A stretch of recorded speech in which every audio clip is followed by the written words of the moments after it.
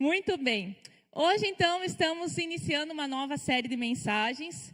Nós vamos, durante 6 domingos, aprender princípios e relacionamento de Jesus.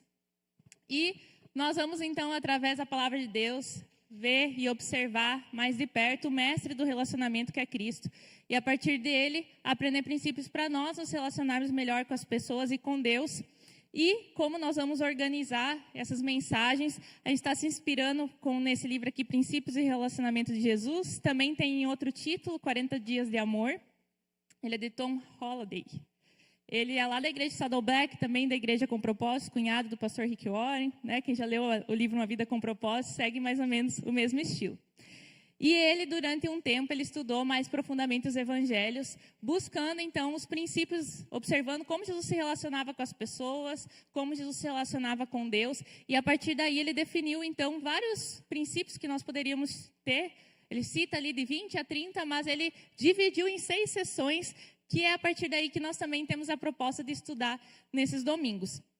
E juntamente com as meditações desse livro, ele é dividido em 40 capítulos. A proposta dele é que ele seja lido um capítulo por dia, mas infelizmente não tem mais disponível esse livro para a gente, né? A editora Vida parou de imprimir o livro.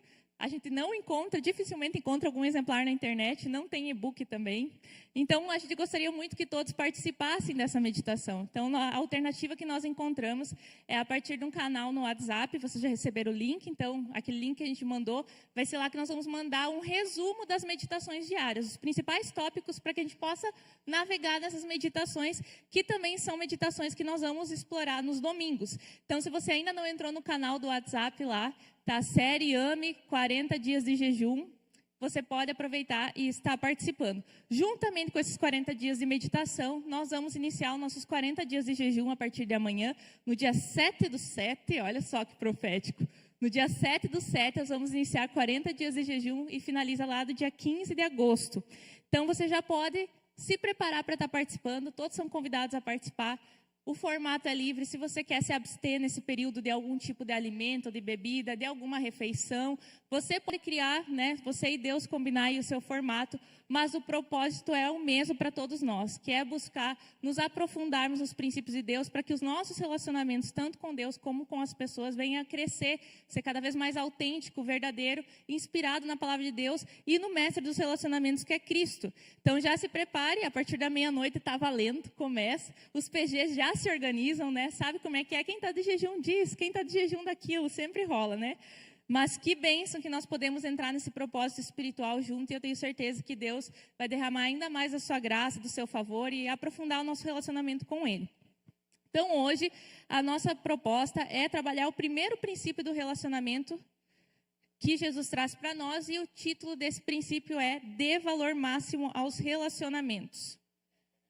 O texto está lá em Marcos, capítulo 12, do versículo 29 em diante, nós vamos ler, você pode acompanhar na tela ou na sua Bíblia. Respondeu Jesus ao mestre da lei: o mais importante mandamento é esse: ouve, ó Israel, o Senhor, o nosso Deus, o Senhor é o único Senhor. Ame o Senhor, o seu Deus, de todo o seu coração, de toda a sua alma, de todo o seu entendimento e de todas as suas forças. O segundo mandamento é este: ame o seu próximo como a você mesmo. Não existe mandamento maior do que esse. Então, no contexto desse trecho aqui de Marcos, do Evangelho de Marcos, é um momento em que Jesus está na última semana dele, da sua semana de vida lá em Jerusalém, e como era comum, muitas vezes os religiosos, eles entravam em embate com Cristo, né?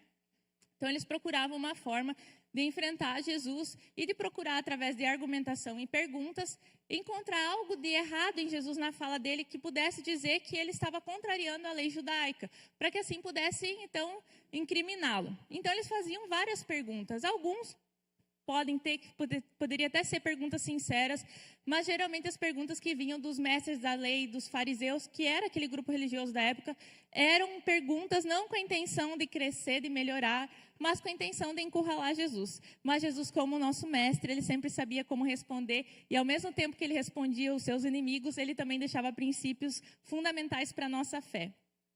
Então, Jesus estava nesse ambiente ali e um líder, né, um mestre da lei, ele questiona Jesus: de todos os mandamentos, qual que é mais importante? Se você pudesse, né, dizer para nós qual que é mais importante e qual é. E nesse momento, então, Jesus cita os 2 primeiros mandamentos daquela lista de 10 mandamentos como os mandamentos principais, dos quais são a base para que a gente consiga realizar e cumprir também os outros mandamentos, né? Por exemplo, nós temos os 10 mandamentos: não roubar, não matar, não mentir. A partir do momento que eu cumpro o segundo mandamento de amar ao próximo, automaticamente eu não minto, eu não roubo, eu não entro em cobiça com meu irmão, porque o amor é a base dos relacionamentos. Então, Jesus resume esses 2 mandamentos como pilares da lei e como um exemplo de como deve ser uma vida religiosa que agrada a Deus. E partindo desse entendimento, então, a gente estabelece aqui o primeiro princípio a partir de Jesus, que é esse princípio de dar valor máximo aos relacionamentos. E para que a gente dê valor máximo aos relacionamentos, hoje nós vamos citar 2 tópicos importantes para que a gente possa andar nessa direção e ajustar a nossa visão a respeito disso. O primeiro ponto é: ajuste suas prioridades. Pode completar na sua guia.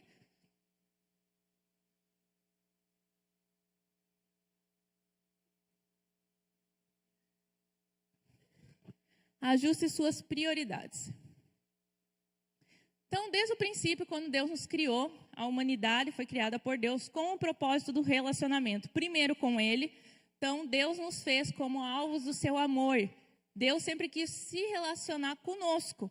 Isso é tão real que a partir do momento que a humanidade caiu no pecado, Deus não se contentou com isso, Ele não aceitou a situação dessa forma e Ele tinha um plano para que Cristo viesse e resgatasse novamente esse relacionamento.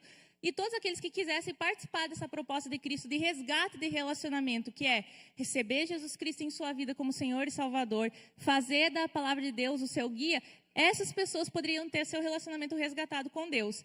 E também a gente vê lá em Gênesis, no início, que Deus criou o homem para se relacionar e disse que não era bom que o homem ficasse só. Não só na questão do relacionamento conjugal, mas no relacionamento uns com os outros. Deus quer que todos andem em família, que pertençam a um grupo, que tenham pessoas à sua volta. Então, o nosso primeiro propósito da existência é o relacionamento. Por isso que ele deve ocupar a parte fundamental na nossa vida, é o de maior importância, se relacionar com Deus e com o próximo. Mas todos nós sabemos que nós vivemos um dilema, né? Nós sabemos que relacionamentos são maravilhosos, mas também sabemos que relacionamentos são muito dolorosos muitas vezes.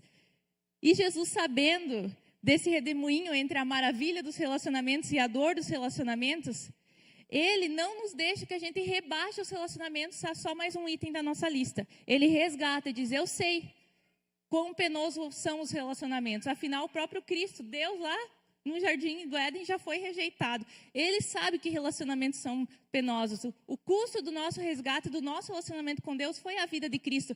Então, mais do que ninguém, Cristo sabe que os relacionamentos são penosos. Ele sabe o que é ser traído, ele sabe o que é ser mentirem sobre você, procurarem o mal contra você, abandonar você. Então, Jesus sabia esse lado também. Mas, mesmo assim, Deus, sabendo desses 2 lados do relacionamento, diz: os relacionamentos devem ocupar o lugar mais importante na vida de vocês. Então, muitas vezes a gente convive com a frustração dos nossos relacionamentos. Pode ser dentro do relacionamento familiar, pode ser até mesmo dentro dos relacionamentos no seu trabalho, no seu ambiente que você convive diariamente, dentro do seu círculo de amigos. Você pode conviver, quem sabe, com frustrações, decepções em relação aos relacionamentos. E a gente sabe que os relacionamentos, eles exigem grande esforço para que eles venham dar certo, se tornar saudáveis. Tem coisas que não dependem só de nós também. Então, muitas vezes é desgastante. E às vezes, nessa caminhada nossa de perceber o desafio de se relacionar com as pessoas, a gente às vezes se sente tentada a perguntar: quem precisa disso afinal? Eu também vou viver minha vida, não quero saber de mais ninguém, eu sou mais eu. Quando eu estou junto com as pessoas, elas só me causam mal, olha o que fulano fez, o que ciclano fez. E muitas vezes, por conta dessas frustrações, a gente reduz a nossa vida a, quem sabe, uma rotina de hobbies, tarefas a cumprir e entretenimento. A gente já não investe mais tanto tempo no que é importante. E não só por conta das frustrações, até mesmo pela correria do dia a dia, é muito fácil nós inverter a função e o princípio dos valores dos relacionamentos em nossa vida. Então, quando eu tento tornar menos importante o que realmente é mais importante, isso só causa mais confusão. Pessoas que se afastam de relacionamentos são pessoas que automaticamente, à medida do tempo, se tornam vazias. Na sua guia também tem uma frase: uma vida sem relacionamentos pode até ser mais simples, mas é também vazia. É mais fácil estar sozinho, mas é vazio. E a partir do momento que a gente começa a perceber esse vazio, a gente também percebe que a gente perde o propósito para o qual a gente foi criado. Então, mesmo com os desafios dos relacionamentos, Jesus não permitiu que eles fossem desvalorizados. Pelo contrário, botou eles em um alto grau de importância, como prioridade em nossa vida. E para refletir um pouquinho sobre prioridades, eu gostaria que você imaginasse uma situação. Imagine que está num bote salva-vidas com um amigo. Vocês estão se aproximando de uma ilha, o bote está vazando, e os dois já podem ver a ilha. No bote, há um jogo de sinalizadores, suprimentos de comida enlatada para uma semana e um garrafão de 20 litros de água. Vocês precisam jogar um desses itens no mar se quiserem chegar até a ilha. Qual deles decidem jogar? Alguns pensaram, o amigo, né? Às vezes não quer confessar. Né? Alguns pensam, não, eu nunca pensaria isso, mas no fundo, em busca de sobrevivência, né? Qual é a melhor opção para mim?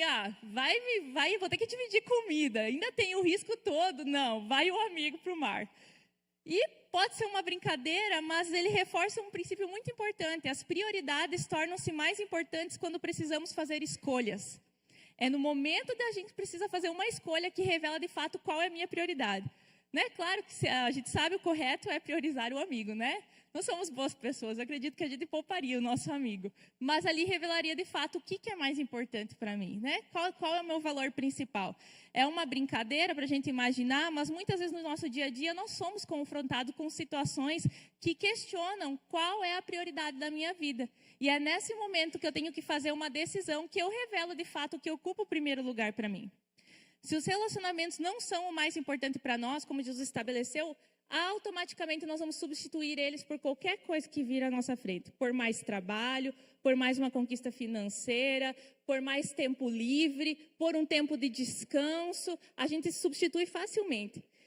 Porque se a gente tivesse tempo suficiente para fazer tudo, tudo seria prioridade. Quem não gostaria de ter uma vida, né, com checklist recheado de produtividade, todas as áreas da sua vida bem cumpridas, tudo a tempo. Então, se a gente tivesse tempo para fazer tudo, com certeza tudo seria prioridade. Mas nós não temos tempo para fazer tudo. Né? Não temos. Por isso que as prioridades são importantes, porque não temos tempo para fazer tudo. E também, se tivéssemos a condição de fazer tudo o que quiséssemos, nossas escolhas não seriam tão importantes. Afinal, a gente consegue fazer tudo, por que escolher? Mas como essa não é a nossa realidade, nós precisamos aprender a escolher e escolher o melhor. Então, quando Jesus falou sobre prioridade dos relacionamentos, não poderia ter sido mais claro. Ele ensinou qual é o valor dele, que é o valor principal. Então, nós precisamos dar valor máximo aos relacionamentos. Não ao dinheiro, mas aos relacionamentos. Primeiro com Deus, depois com as pessoas. Valor máximo não ao tempo, mas às pessoas. Primeiro Deus, depois as pessoas. Não ao trabalho, primeiro com Deus, depois com as pessoas. Então, esse é o grau de prioridade que Deus quer que a gente coloque na nossa vida. E todos nós sabemos disso, né? Se nós fôssemos conversar aqui, nós temos um discurso político, né, na nossa cabeça, politicamente correto, que nós falaríamos, nossa, a família é muito importante, a igreja é importante, nós temos que amar os amigos, mas o discurso, ele não revela de fato o que ocupa o primeiro lugar no meu coração. Nós sempre falamos, temos que valorizar as coisas de Deus, temos que amar a Deus, mas muitas vezes a primeira coisa que nós trocamos são as coisas de Deus. Então, o que nós sabemos em nossa mente não é suficiente para nos fazer andar nesse princípio. Nós precisamos transformar esses nossos pensamentos em ações. Então, é bem fácil que coisas menos importantes se intrometam nas coisas que são realmente importantes nos nossos relacionamentos. Por exemplo, você se levanta mais cedo com a intenção de ter um tempo maior com Deus, mas ali rapidinho tu vai pegar o teu WhatsApp e já aparece a demanda do dia e tu se envolve e começa a responder o WhatsApp, responder coisa do trabalho, responder coisa da família, e quando vê, você facilmente perdeu o teu tempo que tu tinha priorizado para Deus. Ou finalmente seu filho está conversando com você, está abrindo o coração, falando uma coisa que é importante para ele, e você está ouvindo, mas ouvindo com ouvidos apressados, não vendo a hora que ele termine, dando uma pressionada, porque tu tem muitas tarefas no teu dia para realizar, e aquilo lá está parecendo uma perda de tempo. Ou quem sabe você tem um encontro de pequeno grupo na quinta-feira ou no sábado, onde a comunhão com os irmãos vai fortalecer a sua fé, por mais que você não perceba isso visivelmente, mas espiritualmente, no ambiente espiritual, sempre nós somos fortalecidos. Você tem essa opção, mas o cardápio do lanche não agradou naquela quinta-feira. Tem tarefas na casa para fazer, tá frio e ainda é dia de jogo. E você substitui, então, o seu encontro com seus irmãos, de relacionamento, de comunhão, por qualquer outra coisa. E são assim, diante de questões assim do dia a dia simples, que nossas prioridades são postas à prova. Então, nós podíamos discutir centenas e dezenas de razões pelas quais a gente deixa os relacionamentos como prioridade menor. Mas entender o porquê não é suficiente para fazer a mudança, né? Então, nós precisamos ajustar nossas prioridades, e depois que nós ajustamos as nossas prioridades, nós precisamos andar em direção a elas. Jesus também falou da necessidade de não buscarmos coisas menos importantes que atrapalhem os relacionamentos. E existem dois valores menores que conseguem se impor contra os relacionamentos que Jesus citou, que são o dinheiro e as tarefas, que são muito facilmente nos envolvem. Quando a gente fala de dinheiro, não necessariamente que você deseje, por exemplo, ser rico a qualquer custo, né? Mas, às vezes, muitas vezes, até por questão da sua renda familiar, nós temos que buscar, ambicionar, como nós aprendemos na nossa série Provisão, temos que desejar mais, mas esse desejo de querer mais deve ser para a glória de Deus. Ela tem que apontar para Deus, como nós aprendemos, nunca de uma forma que isso tire Deus do centro. Quando em Mateus 6, Jesus cita, vocês não podem servir a Deus e também servir ao dinheiro, Jesus afirma que não podemos. Ele não diz não devemos ou melhor não tentar. Ele diz não podemos no sentido que a gente não consegue fazer essas duas coisas ao mesmo tempo. É impossível. Você vai desagradar algum Deus, ou o Deus do dinheiro ou o Deus nosso Senhor. Um vai apagar o outro. E em nossos dias que nós estamos vivendo, onde a produtividade é muito valorizada, e como nós estamos nessa época de redes sociais, e a produtividade muitas vezes a gente consegue mostrar na rede social, quem sabe, uma produtividade, que pelo menos tentar mostrar de forma aparente ela, para que as pessoas vejam de forma externa. Às vezes a gente está sendo impulsionado a pensar que vou administrar melhor a minha vida e depois eu vou ser capaz de fazer todas as coisas ao mesmo tempo. Vou encontrar tempo para estar completamente comprometido com Deus e para ganhar dinheiro. E também para a recreação, e para a carreira, e para os hobbies, e para a família. Não, eu vou dar um jeito. A gente sempre acha que o problema é que a gente não está conseguindo administrar o nosso tempo. Realmente, em alguns momentos, falta de administração do tempo nos rouba muita coisa. Mas também existe uma realidade que Jesus trouxe. Não vamos conseguir fazer duas coisas ao mesmo tempo, como a dedicação total. Não tem como ter essas duas prioridades ao mesmo tempo. Então, não importa quão bem você consiga administrar a sua vida, se tentar se apegar a valores concorrentes, um sempre vai sufocar o outro. Então, nós precisamos observar, e é interessante que as coisas menos importantes, que sufocam as coisas mais importantes, elas requerem de nós menos fé e menos esforço. No sentido, vamos entender mais sobre isso. Às vezes pensa assim, não, mas trabalhar, por exemplo, para conseguir dinheiro, eu me esforço muito, ou os estudos, estou estudando muito. Sim, mas isso ainda está no âmbito do seu controle, né? A gente gosta de escolher coisas que a gente possa controlar, que a gente possa sentir que a gente está na direção, no comando. Então, eu escolho as coisas menores, como, por exemplo, o meu trabalho, o estudo, o meu hobby, porque ainda estão dentro do meu campo que eu consiga controlar, que eu consigo direcionar. Mas quando eu vou para as coisas de Deus, muitas vezes eu tenho que perder o controle, eu tenho que andar em fé. Ou quando eu vou para as coisas de Deus, Deus fala muito sobre motivação interior, sobre mudança de caráter. É muito mais trabalhoso mudar caráter. É muito mais trabalhoso lutar pelos relacionamentos da tua família, com o cônjuge, com os filhos. Você prefere ser o melhor no trabalho do que ser o melhor como marido ou esposa. Você prefere ser o melhor, sei lá, na sua vida fitness, do que ser melhor como filho. Então, as outras coisas parecem muito mais fáceis nesse sentido. Elas requerem um esforço, sim, porque elas competem. Mas elas exigem um esforço que eu não preciso contar com Deus. Eu consigo, com muita disciplina. E hoje o Deus desse século, ainda mais que nunca, é o eu. Eu com muita disciplina, eu com muito esforço, eu consigo. E é assim, hoje a autodisciplina, por mais que é um valor muito importante e necessário para a vida de fé, a Bíblia fala muito mais, na verdade, controle do Espírito Santo do que o auto, né? O autoajuda, a autodisciplina é importante, mas na verdade nós como cristãos a gente sabe que a nossa vida é na dependência do Espírito. Essas coisas têm promovido cada vez mais o eu no centro, as minhas vontades, as minhas convicções. Então facilmente as coisas começam a ocupar o lugar de Deus em nossa vida e a gente quer as coisas que a gente também consiga mostrar mais facilmente conquistas para os outros. Aquilo que tu constrói nos teus relacionamentos não tem como tu mostrar nas redes sociais. Às vezes não tem como tu poder exibir isso para os outros. O que tu construiu com o teu marido, com a tua esposa, o que tu está construindo com os teus filhos. São coisas que levam tempo, relacionamentos levam tempo. Os frutos de uma educação dos filhos vai levar tempo até a sua vida adulta. Você está plantando hoje para tu colher daqui uns quantos anos. E a gente ora todo dia, Deus ajude que eu esteja fazendo do jeito certo. Porque eu sei que é uma plantação única, é agora e depois vem os frutos. O teu relacionamento com os teus pais, relacionamento com os teus irmãos em Cristo, as amizades cristãs que você está ali, o ferro afia o ferro, um ajudando o outro. Às vezes parece mais que a gente está retrocedendo do que avançando, porque às vezes dá conflito, né? A gente não se entende, entra nos assuntos meio, algumas tensões. Então a gente não se sente tão motivado porque desgasta. A gente quer, na verdade, ficar meio dopado com as coisas desse mundo. Trabalho, hobby, bicho de estimação, esportes, qualquer coisa, estudo, qualquer coisa que é boa. Porque às vezes a gente pensa assim que o diabo vai vir que vai oferecer só pecado para nós, né? Mas não, ele também nos interte com coisas boas. Esse mundo, ainda mais o cristão, que sabe que não pode isso, não pode aquilo, não pode isso. Vou te oferecer uma coisa boa.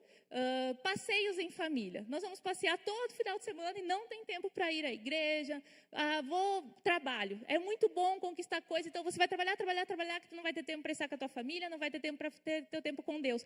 Mas trabalho é tão bom, Deus manda trabalhar. Manda. Mas quando ele ocupa o primeiro lugar, ele perde o sentido e o valor na nossa vida que ele deveria ter. Então, olha como facilmente essas coisas começam a roubar o lugar dos relacionamentos em nossa vida. E chega um momento que, se nós nos dedicarmos demais a essas coisas de menos valor, parece que elas vão nos oferecer aquilo que a gente quer, um complemento para a nossa vida. Mas, na verdade, no fim, elas muitas vezes não vão corresponder àquilo que nós estamos buscando. Vai chegar no final e você vai continuar vazio. Você vai ter suas conquistas e o vazio vai continuar lá. E vai ter dias que você vai deitar na sua cama e você vai perguntar para você mesmo, a vida não é mais importante do que tudo isso? Não tem algo mais que isso? E essa é a resposta que a Bíblia vem nos trazer. E existe algo mais. O teu relacionamento com Deus e com as pessoas é algo que não se estende só a essa terra, ele perdura para a eternidade. Tudo que você plantar nos teus relacionamentos, eles vão ser colhidos a rumo de eternidade. Como também aquela falta do que for plantado também vai ser colhido. Então existe essa realidade constante em nossa vida, nós vamos ser tentados a tornar as tarefas que nós estamos realizando, qualquer uma mais importante do que as pessoas. E também, às vezes, tornar as tarefas que nós realizamos para as pessoas mais do que importante do que as pessoas que estão recebendo.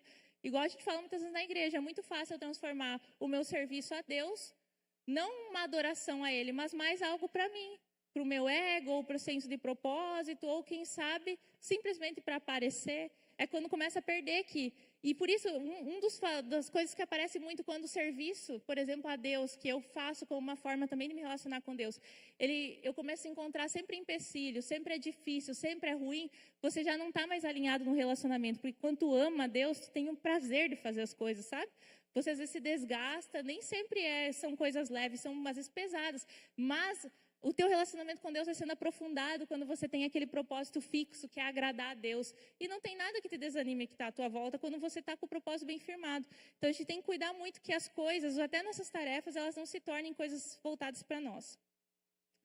Então, muitas vezes em nossa caminhada, a gente considera às vezes os relacionamentos como mais uma tarefa a cumprir. Esse é um problema de visão que nós temos às vezes em relação aos relacionamentos e que nos impede de progredir. A gente pensa assim, meu Deus, tem que visitar fulano. Meu Deus, tem que sentar conversar com tal pessoa. Ele já não é um valor, ele é uma tarefa. E tudo que é tarefa, automaticamente por ser tarefa, a gente já pensa, mais uma coisa para fazer. E daí o relacionamento se torna pesado. Então, quando nós enxergamos os relacionamentos dessa forma, nós vamos ser tentados a avaliar os nossos relacionamentos pelo tanto de produtividade que ele traz para a minha vida. Já não é mais sobre amar o outro, não é mais sobre se importar com o outro, é o quanto eu estou ganhando com isso. Não estou ganhando nada, estou perdendo meu tempo, não está me ajudando em nada, então por que me relacionar? Você vai considerar, quando você pensa assim, você vai considerar tempo perdido, as horas que passou ouvindo uma pessoa que está em dificuldade. Meu Deus, perdi meu tempo com essa pessoa, só ouvindo ladainha. Quando, na verdade, ela estava precisando abrir o coração. Vai considerar uma ajuda voluntária, um serviço que prestou alguém como algo inútil, porque não te trouxe lucro financeiro. Porque hoje o valor é assim, você só tem que se envolver naquilo que você ganha financeiramente. Vai considerar seu tempo brincando com seus filhos como um obstáculo na sua agenda. Tem tantas coisas para fazer. Os meus filhos querem brincar, mais uma tarefa. Não é relacionamento, é uma tarefa. Então, quando os relacionamentos ocupam o valor máximo em nossa vida, tudo que a gente gasta com eles, seja tempo, seja energia, seja dinheiro, nós vamos considerar como um investimento que visa um lucro que não vai entrar num extrato bancário, nem vai poder ser emoldurado numa parede como um certificado, mas que as marcas e os frutos podem ser vistos em nós, principalmente porque cada vez que eu vou aprofundando os meus relacionamentos e tornando eles mais saudáveis, automaticamente eu também vou sendo transformada à imagem de Cristo. E esse é o objetivo final. As marcas dos relacionamentos saudáveis refletem nosso caráter. Aquela caminhada de educação dos meus filhos, por exemplo, quem convive na realidade de ter filhos, sabe quanto é importante nós nos corrigirmos porque nossos filhos nos imitam. Como eu vou corrigir neles alguma coisa que eu não consegui vencer em mim? Antes eu estava ali no louvor, nós estávamos cantando e o Nato dava uma olhadinha para ver o que eu estava fazendo para ele saber. Se era para erguer a mão, se era para baixar. Eu nunca falei para ele, você tem que fazer isso. Mas eles vêm. E daí eu pensei, como é que ensina as crianças a adorar? A gente não faz um workshop com as crianças, a gente ensina com exemplo. Eles vão olhar, e as crianças são assim aqui na igreja, a gente percebe, eles estão louvando, estão adorando, eles querem imitar, porque eles estão no convívio. Então a gente sabe, por exemplo, que esse relacionamento que nós temos com nossos filhos, ou com um discípulo, com um liderado, ele também vai transformar nós primeiro. O investimento que eu faço nele volta em lucro para mim, não lucro financeiro, não certificado como melhor pessoa do mundo, mas ele volta em marcas de maturidade, de transformação. Então, essa é a nossa recompensa. Um relacionamento saudável com Deus e um relacionamento saudável com as pessoas tem o poder de impedir que os compromissos com coisas e tarefas tirem o nosso equilíbrio e nos desviem do foco principal. E o ponto 2, para nós avançarmos nesse princípio, mude para amar verdadeiramente.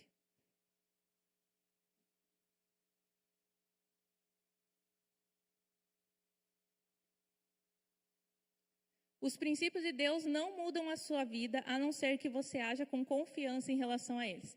Então, a palavra de Deus está diante de todas as pessoas, não só as cristãs, não só as que vão na igreja, toda a sociedade está diante da palavra de Deus.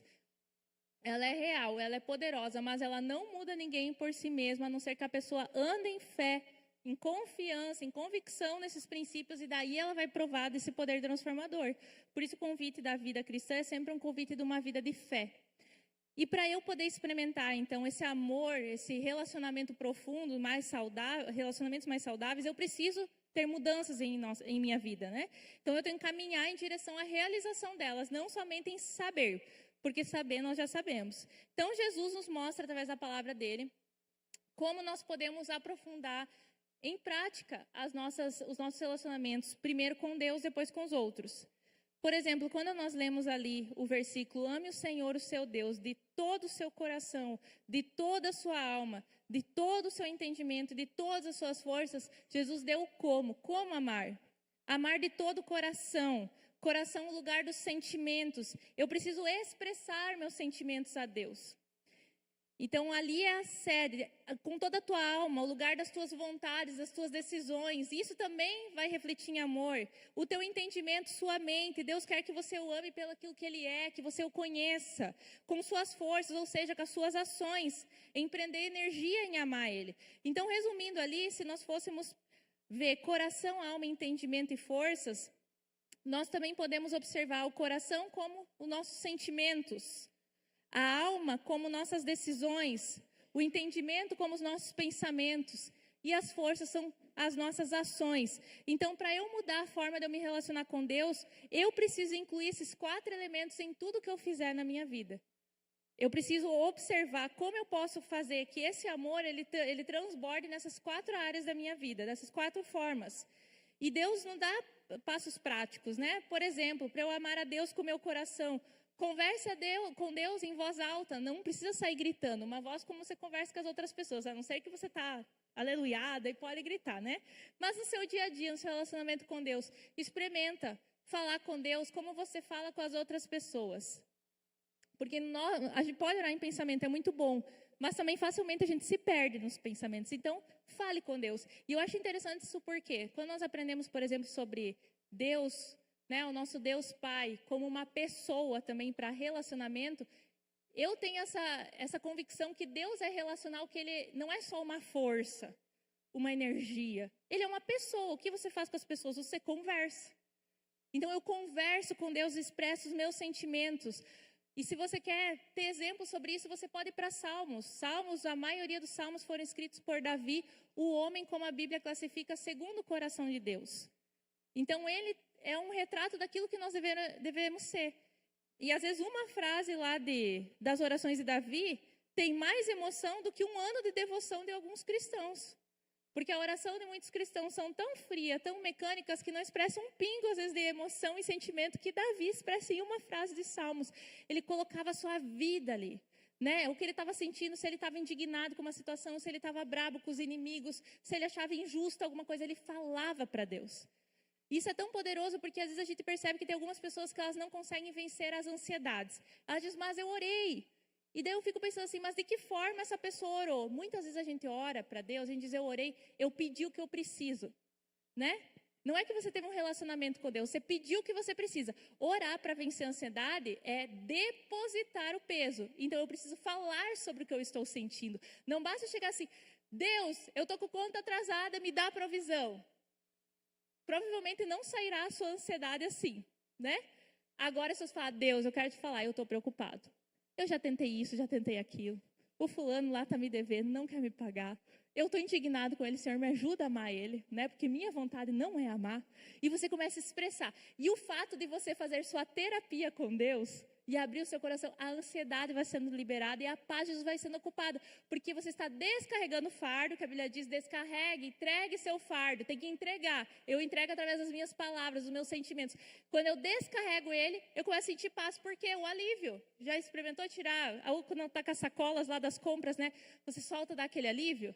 Algumas pessoas vão orar com as sacolas de compra diante de Deus e Deus, eu preciso de ajuda. E continua segurando ela para lá e para cá. Não sente o alívio. O alívio é ir descarregando uma por uma. Deus, essa aqui está pesada por causa disso. Essa aqui por causa daquilo. Então, pense nesse momento que a oração é essa conversa com Deus. Isso vai fazer você se relacionar em amor com Deus mais profundo, com sentimento. Aprender a colocar sentimento. Às vezes, por conta da nossa criação, você, quem sabe, já tem uma caminhada, tem uma criação que não deu muita vazão a sentimentos. Hoje nós estamos numa cultura que a gente valoriza mais o que as pessoas sentem, né? Tem o lado positivo e o negativo. Alguns vão para os exageros. Mas é muito bom porque a gente está explorando o que nós sentimos, né? A gente não guarda tudo para nós. E quem sabe você não aprendeu a fazer isso com ninguém. Começa com Deus. Porque você não é essa pedra de gelo aí, tem sentimento aí dentro, né? O alemão mais duro, né, da nossa cultura, tem sentimento aí dentro. Bota para fora o que tu sente, né? Porque quando tu vai brigar, às vezes lá com a esposa, o sentimento vem para fora, né? Então é hora de botar para Deus, coloca para Deus, deixa isso transbordar para você começar a sentir o que é um relacionamento com o Senhor.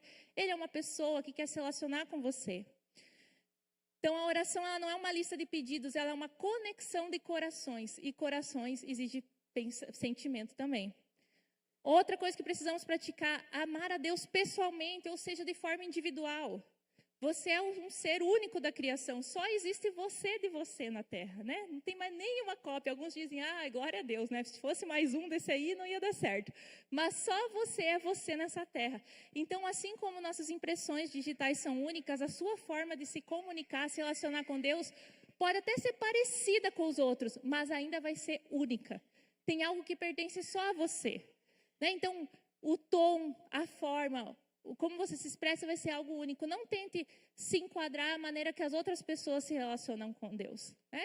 Então, a gente aprende a partir do exemplo de ver uma pessoa erguendo a mão, uma pessoa chorando, uma pessoa pulando, uma orando daquela forma. A gente começa a observar, mas vai ter alguma coisa que é sua, a sua forma de se expressar. Essa expressão pessoal tem que ter.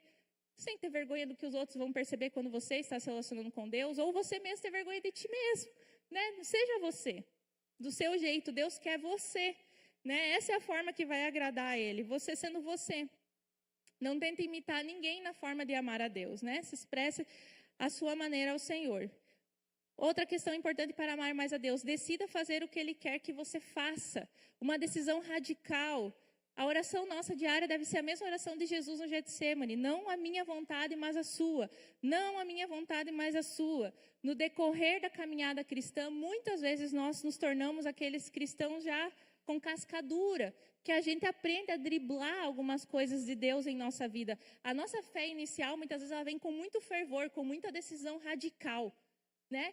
E a gente pensa, é só porque eu me converti, deixei de beber, deixei de frequentar lugares errados, parei de mentir, parei com palavrão. Aí você pensa que era só para aquele momento, mas gente, se nós for olhar nossa situação hoje, olha quanta coisa tem para mudar ainda. Aquilo foi só o começo. Então essas decisões radicais, essas obediências radicais, elas se estendem para o resto da vida. Se a tua vida espiritual de mudança e transformação está na mesmice, você não está tendo um relacionamento com Deus tão sincero, tão autêntico como deveria ser. Porque a Bíblia fala que o nosso relacionamento com Deus, à medida que nós vamos caminhando com Ele, é como a luz da aurora, vai brilhando mais, né? O amanhecer vai ficando cada vez mais claro. Mais transformação, mais impacto gera. Então tem que ter essa mudança. As pessoas não podem olhar para você ano após ano e ver que você continua o mesmo cristão da mesma maturidade de 10 anos atrás. Tem que haver transformação, tem que haver aquela mudança. Então esse desejo que a vontade de Deus não se aplique só na minha vida de igreja, mas no meu trabalho, na minha vida familiar, nos meus pensamentos, nas minhas ambições. E ter essa atitude corajosa de orar. Comece essa semana, nesse jejum, todo dia orando. Procurar colocar a oração de Deus em cada coisa que for fazer. Deus, aqui eu não quero a minha vontade, mas a tua. Como é para agir com essa pessoa? Como é para agir nessa situação? Que decisão eu devo tomar? E deixar Deus entrar em todas as áreas. E cultive pensamentos diferentes. Então, Filipenses 4:8 diz, finalmente, irmãos, tudo que é verdadeiro, tudo que é respeitável, tudo que é justo, tudo que é puro, tudo que é amável, tudo que é de boa fama, se alguma virtude há, se algum louvor existe, seja isso que ocupe o vosso pensamento. Então, você só vai se aprofundar no seu relacionamento com Deus à medida que você transforma a sua mentalidade, a forma de pensar a respeito da vida, das pessoas. E para isso você precisa se encher da palavra de Deus, louvores, cuidar o que você assiste, livros, boas conversas edificantes, para que os teus pensamentos se inclinem para o Senhor. E haja na força da fé. Coloque confiança em Deus em tudo que você vai fazer. E tem 3 coisas importantes nessa caminhada. Confiança que Deus pode fazer tudo. Convicção que você não pode fazer nada de valor eterno sem o poder de Deus. E confiança que Deus transforma a sua fraqueza em força. Então isso que é agir na força. Amar a Deus com todas as forças. E por último, quando Jesus fala ali amar ao próximo, existem algumas coisas importantes que nós precisamos destacar. Não limite a extensão do seu amor por conta de suas diferenças com os outros. Então, quando pediram para Jesus o que era amar o próximo, quem era o meu próximo, ele conta aquela parábola do bom samaritano, né, que a gente já conhece, que alguns religiosos passaram perto de uma pessoa que estava ferida, que foi assaltada no caminho, e negaram-se a ajudar por causa das suas diferenças religiosas, diferenças culturais.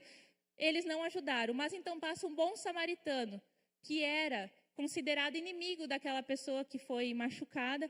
E esse homem, que não era o homem que se esperava alguma virtude sair dele, afinal era de outro povo, esse homem oferece ajuda, cuida dos ferimentos e trata essa pessoa. Então Jesus conta para falar o quê? Que o próximo são todas as pessoas, independente se são inimigos ou não, se são pessoas que eu gosto ou não tem diferenças de personalidade ou não. O próximo é toda aquela pessoa que está perto de mim e pode ser alcançada por meu amor. O quão próxima a pessoa está de você é essa que você deve amar. Então Deus quer que nós dependamos do poder dele para amar. Por isso que ele nos diz assim, ame todos e não importa a diferença. Porque a gente precisa de Deus para isso, porque não é fácil. Se eu for por meu amor humano, eu vou ter preferências.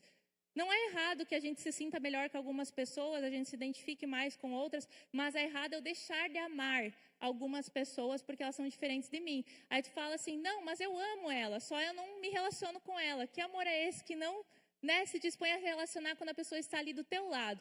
Às vezes cruzando na tua frente, o teu próximo, você é teu ambiente de convívio, quem sabe do teu ministério, quem sabe na tua família, quem sabe ali no seu ambiente de trabalho, ela está próxima. E você se nega, muitas vezes está ali oferecendo seu amor. Que amor é esse, né? Então, o amor que é um convite que a gente dependa de Deus, né? Deus é aquele que nos capacita a amar quando nós não conseguimos amar. Outra coisa importante, não limite o amor por causa dos seus medos. Ali na parábola do samaritano, com certeza, em alguns momentos, alguns que passaram tiveram medo. Vai que o assaltante está aí por perto e vai me pegar. Vai que é uma armadilha para que eu pare no caminho e me assalte também. É só uma ilustração. Nós sabemos que na vida a gente tem que ter os nossos cuidados. Mas os relacionamentos, muitas vezes, nós temos medos. Como muitas vezes a gente já foi prejudicado em relacionamentos de confiança em algum momento, a gente escolhe muitas vezes não se relacionar mais a um nível sincero e profundo. Então, eu não vou ser amigo de ninguém, eu vou ser parceiro, cumprimentar todo mundo, mas a amizade eu não vou ter mais. Por causa que eu carrego aquilo em mim. E é um senso, quem sabe, de proteção, mas que não resolve nada. Não amar não resolve nada, né? A gente precisa correr o risco. Geralmente o que acontece? As pessoas que decidem não amar mais são pessoas que se tornam com o tempo amarguradas e o sentimento de vazio na vida delas só aumenta. Então você tem que escolher que tipo de dor você vai viver. Com a dor de estar sozinho, vazio, né? Frustrado, não pode compartilhar nada com ninguém, chorando, dizendo que todo mundo não me ama, ou a dor de se arriscar nos relacionamentos e quem sabe alguém pisar no teu calo de novo, mas você está ali vivendo o que Jesus disse para viver. E um segredo muito importante quando nós vamos nos relacionar com as pessoas é não depender dos relacionamentos para você estar estável. O único relacionamento que nunca vai falhar contigo é Cristo. Coloque isso na sua cabeça, no seu coração. O único que nunca vai falhar com você é Jesus. Os outros relacionamentos são suscetíveis a falhas, a frustrações, e não é por isso que você deve se afastar de se relacionar. Continue investindo, continue amando, continue acreditando, e se algum dia se repetir alguma situação, o teu relacionamento com Cristo vai sustentar você para atravessar por aquele momento novamente. E você não vai sair prejudicado, você vai sair amadurecido dessa situação. E ame a todos, mas um de cada vez. Né? Jesus diz, ame todas as pessoas, mas não dá para amar todo mundo ao mesmo tempo. Então, Jesus nos mandou amar a todos, mas você só poderá amar uma oportunidade por vez, como foi a história do samaritano. É quem está mais perto. Eu amo o mundo inteiro, mas eu expresso meu amor para uma pessoa de cada vez. Não posso limitar a extensão do meu amor, mas preciso limitar a expressão do meu amor. Vou repetir de novo, quem quer não está na guia. Não posso limitar a extensão do meu amor, mas preciso limitar a expressão do meu amor. Porque senão nós vamos ficar frustrados, que a gente não consegue amar todo mundo, não consegue visitar todo mundo, não consegue estar com todo mundo, não consegue dar parabéns no dia de aniversário, e todos os aniversários, a gente como vida de pastor vive isso, né? É uns quantos chá de fralda, chá de cozinha, aniversário, casamento. A gente fica assim, não é possível muitas vezes abraçar todas as coisas. Eu preciso amar um de cada vez. O único que pode amar todos ao mesmo tempo é Deus. E Jesus, quando estava aqui na terra, até ele, por causa da sua natureza humana, foi limitado. Pare e pense quantas pessoas conviveram na mesma época de Jesus, mas não foram curadas, porque não estavam próximas. Jesus curou um de cada vez. Ele alimentou um grupo de cada vez, aqueles que estavam próximos. Ele não fez tudo para todos, ele não chegou e resolveu toda a situação. O seu amor foi sempre quem estava próximo. Né? Então, ele, nessa natureza humana que ele viveu aqui na Terra, ele já demonstrou que nós precisamos seguir dessa forma. Não nos frustrar quando nós não conseguimos fazer com todos, mas não desperdiçar nenhuma oportunidade que vem até nós, que nós podemos expressar esse amor. E invista em seu relacionamento com Deus. Como Jesus dava conta de amar tantas pessoas nessa terra? A gente vai ver por vários momentos que Jesus se retirava para orar. Para dar conta de todo aquele tendel que acontecia em volta dele, toda a pressão, toda a luta, tudo que vinha à volta, ele tinha que ser sustentado em oração com Deus. É interessante que o autor até fala nesse momento, que ele fala, mas Jesus ia ter a eternidade inteira para falar com o Pai, porque ainda nessa terra ele saía, deixava todo mundo ir orar. Podia curar mais gente. Não, porque ele já estava nos ensinando que eu só consigo sustentar relacionamentos saudáveis nessa terra se eu tenho um relacionamento saudável e profundo com Deus. É Ele que é a base para que eu consiga transferir e fluir nos outros relacionamentos. Então, fortaleça seu relacionamento com Deus e todos os relacionamentos à sua volta vão ganhar com isso. Conclusão. Jesus valoriza os relacionamentos, tanto que ele deu a vida dele para nos resgatar, né? Para resgatar esse relacionamento. O fato de Jesus prezar seu relacionamento conosco é uma das maiores motivações para que busquemos relacionamentos mais intensos uns com os outros. E é importante a gente pensar agora nesse momento, agora para finalizar. Pense naquelas pessoas e não precisa se justificar, mas tem pessoas que, quem sabe, são pessoas desafiadoras, difíceis para você conviver. Tudo muda quando você olha para essas pessoas e pensa, Jesus morreu por ela, por amar ela. Jesus encontrou valor nela. Por que eu não vou encontrar valor? Por que eu não vou demonstrar amor? O Jesus amou tanto a ponto de entregar a sua vida por essa pessoa. Eu também posso fazer a mesma coisa. Porque eu sou convidada a amar os outros como Jesus me amou também. Amém? Vamos colocar de pé e vamos orar nesse momento?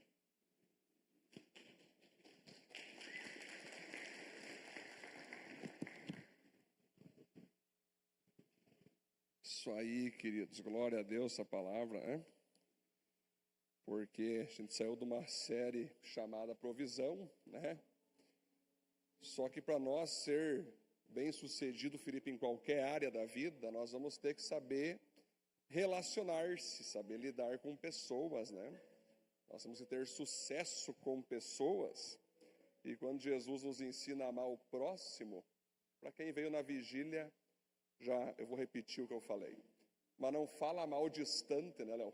A gente sempre acha que o melhor pastor é o da net, não aquele próximo. A igreja mais bacana é aquela que tu não frequenta. Por quê, Rodrigo? Quanto mais distantes são pastores, líderes, irmãos, igreja, menos eles me conhecem e menos eu conheço eles. Então, Jesus nos deixa claro que se nós quiser crescer nos relacionamentos, nós temos que amar o próximo. Começando pela minha casa, começando por meu cônjuge, meus filhos, começando por aqueles que estão no meu pequeno grupo. Por isso que muitas pessoas, Kleber, fogem de pequeno grupo. Muitas falam, pastor, eu não gosto de pequeno grupo, que ali eu tenho que abrir minha vida. Tá, mas o que tu quer fazer na igreja, afinal? Esconder a tua vida na igreja. Tu pode ir para qualquer, né? Tem um monte de movimento social que lá tu não precisa mostrar quem tu é. Pode ser o que tu quiser, lá só sirva. Não, gente, a gente tem que entender que o desafio é nós estarmos juntos. E Jesus mesmo disse, já falei algumas vezes aqui, ele disse, quando vocês me deram um copo de água, eu agradeço. Você me alimentou, você matou minha sede. Quando eu estive preso, você foi me visitar. A pessoa fala, mas eu nunca te vi, Senhor. Não, quando tu fez para eles, tu fez para mim. Então, quando você quer amar Jesus, que tem muitos movimentos, né? Eu amo a Jesus e odeio a igreja. Eu amo a Jesus, mas não gosto do fã-clube dele. Tem isso, Sabrina? Tem muito isso. Eu gosto de Jesus. Por que tu gosta de Jesus? Ele está à direita do Deus Pai, longe de ti. Quem habita o nosso coração, para quem está na escola de teologia, já sabe, já falei várias vezes, é o Espírito Santo. Então é muito mais fácil tu amar um Jesus distante, que não te fala nada, esse Jesus que às vezes você desenha, né? Que não te diz nada, que não te orienta em nada. É muito mais fácil tu amar um cachorro, um pet, que o pet quando te vê começa, né? Ai, é meu dono, minha dona. O pet te vê com todos os teus pecados e fica lá balançando, né? Aí tu pensa, aqui é melhor do que ser humano, né? Gente, amar pessoas não é fácil. Principalmente amar a nós mesmos. Sermos amados. É interessante esse tripé. Amar a Deus, a mim mesmo e o próximo. Vai acontecer do próximo errar comigo, eu tenho que perdoar ele. Vai acontecer de eu errar com o próximo, ele tem que me perdoar. Mas as pessoas pensam, não, eu só vou andar com pessoas que não me machuquem. Pega uma passagem com Elon Musk lá, 1 milhão e vai para Marte. Lá não vai ter ninguém por enquanto. Se você quer ter sucesso nos relacionamentos, primeiro sai dessa ilusão que relacionamento tem que ser perfeito para você entrar. Tem pessoa que não casa até hoje, Rodrigo, porque está buscando alguém perfeito. E vai morrer com toda a sua beleza, vai até para o céu, mas não quis casar, porque estava esperando a pessoa perfeita. Não existe. Começando por você. Aí alguns falam assim, pastor, eu não vou na igreja porque lá tem muita pessoa hipócrita. Eu sempre falo, venha, sempre tem lugar para mais um. Essa história que eu não vou andar com pessoas porque elas me decepcionam, é um tipo de orgulho, né? É um tipo de ego, porque tu também decepciona. Eu vou decepcionar. Minha esposa vai decepcionar. Todos nós vamos decepcionar uns aos outros em algum momento da vida. E não tem problema nenhum com isso. O problema é como nós vamos resolver. O problema é como nós vamos enfrentar a situação. Como nós vamos se perdoar, como que nós vamos botar limite, como nós vamos conversar. Eu não sabia que tu ficava brabo com tal coisa, agora eu sei, então não vou mais fazer. Tu não sabia que eu ficava triste com isso, agora tu está sabendo, não faça mais. É uma coisa de maturidade, né, Léo? É uma coisa interessante. Muitas pessoas, ao buscar perfeição e buscar perfeitos, permanecem sozinhas, isoladas, sem amigos, sem ninguém. Se você quer ter amigos, se você quer ter pessoas ao teu lado, olha para o espelho e diz: eu vou ser a pessoa mais difícil para ser amada, mas eu vou tentar me colocar. Não fique pensando, não, como é que eu vou fazer para amar esses seres humanos? Como se tu fosse um extraterrestre, né? Como é que eu vou fazer para amar esse cara ali, não sei o que, esse cara? A gente tem muitos motivos para não amar as pessoas, né? Mas Jesus, Ele quer que a gente ame, galera. Não é fácil você perdoar pessoas, você amar pessoas que muitas vezes ninguém dá valor, você ter que se podar ano a ano para ser uma pessoa melhor, para que o teu próximo possa melhor te amar. Gente, essa série é interessante, a gente só está começando ela, tá, gente? Mas fica a dica aqui para todos vocês, fica a dica para mim. Tudo começa, como minha esposa bem pregou, Maico, tudo começa onde? Em Deus. Deus. Se tu pudesse pedir para Deus assim: Deus, o que eu faço para mostrar o quanto eu te amo? Sabe o que Deus falaria para ti? Vá no próximo e ame a Ele.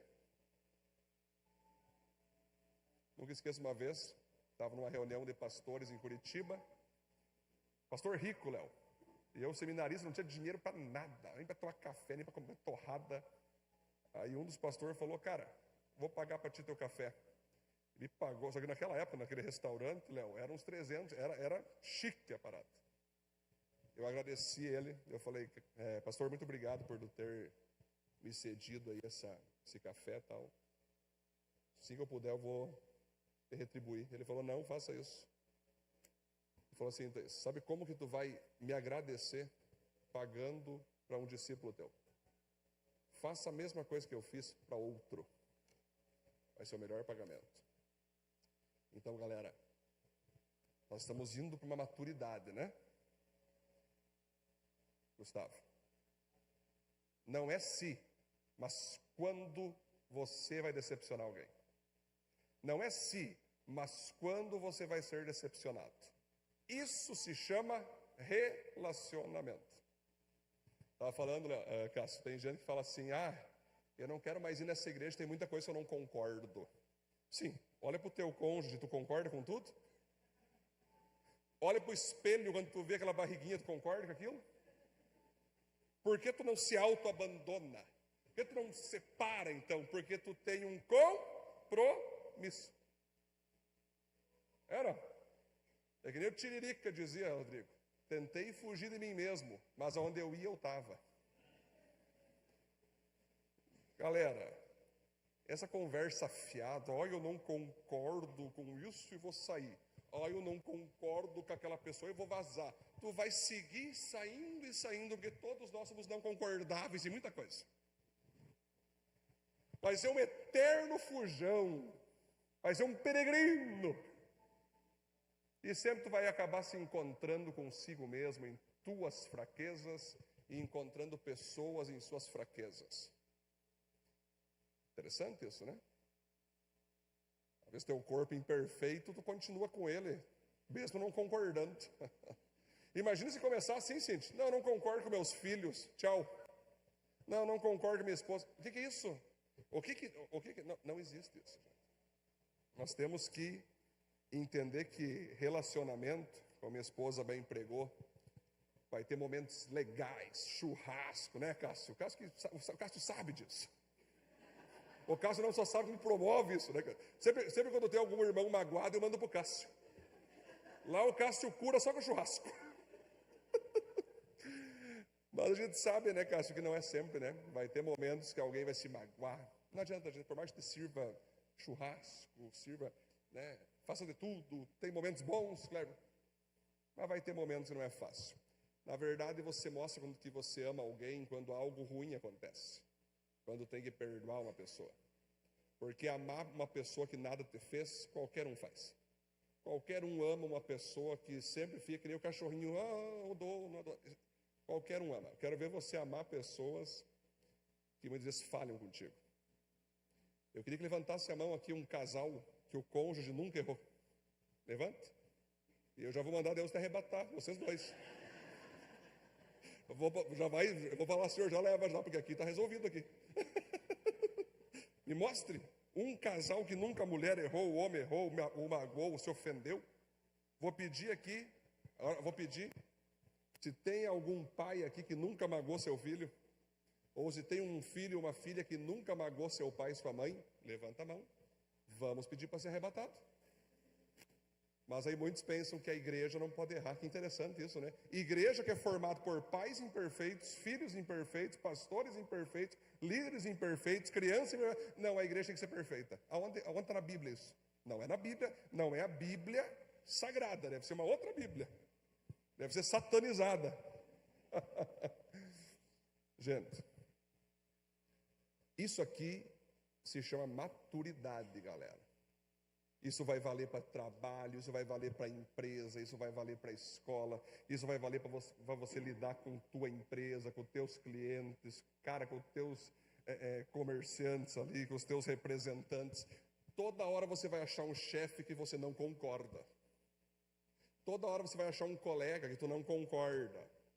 Mas se tu ficar saindo toda hora que tu não concorda, queridão, lá no dia do juízo, Jesus vai olhar, não concordo com o que tu fez. Você deveria ter enfrentado, você deveria ter feito isso, você deveria ter feito essa aula. Eu queria te treinar assim. Tu não pediu, ó Senhor, me ajude a amar mais as pessoas, então só te trouxe B.O. Só coloquei conflito, bucha, traição. Ele gosta, né? Ele uma vez pediu paciência para Jesus, e me achando espiritual, ó Deus, me dá mais paciência. Lá no seminário na época, né? E tal. Cheguei a vir uma poção assim, sabe? Ia cair em mim mais paciência, Gustavo. Eu imaginava isso na época. Fui no banco, lá em Curitiba. Acho que sem brincadeira, a gente tinha 150 pessoas na fila assim. E eu pensei, meu Deus. Aí a primeira pessoa da fila, era aquelas velhinhas que chegam, o dia foi maravilhoso hoje, e conversam com a caixa, sabe? Aí a caixa tá, mas tu quer o quê? Tu quer pagar um empréstimo? Tu quer um financiamento? Não, descontar da minha filha, olha a fotinha aqui. E eu pensando assim, meu Deus. Cara, eu fiquei sempre umas 5 horas lá dentro. Ao sair, Cássio, o Espírito Santo falou, você viu só? Legal esse treinamento para mais paciência, né? Eu, glória. Quase que eu falei, Senhor, não tem outro tipo de cálice para eu vir beber? Galera, vamos passar essa série então trabalhando nisso.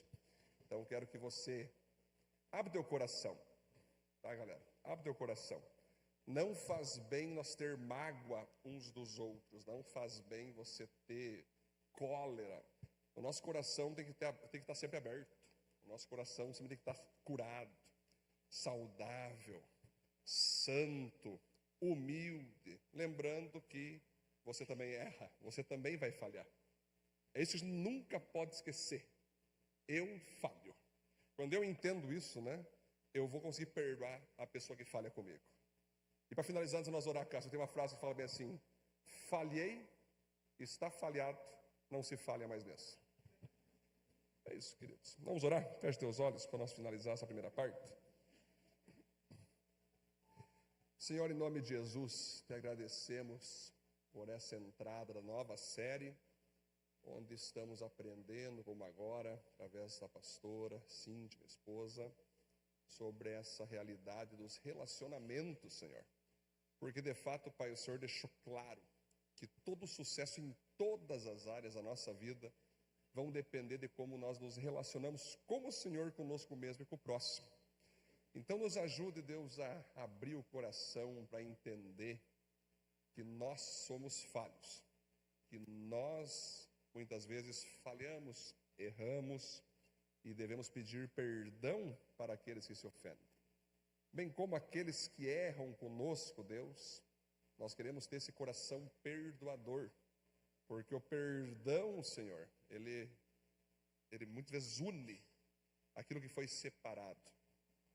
Como nós vimos aqui, Deus, quando nós temos compromisso de verdade com alguém, como o casamento, nós não separamos por qualquer coisa, não, nós temos um compromisso até que a morte se separe.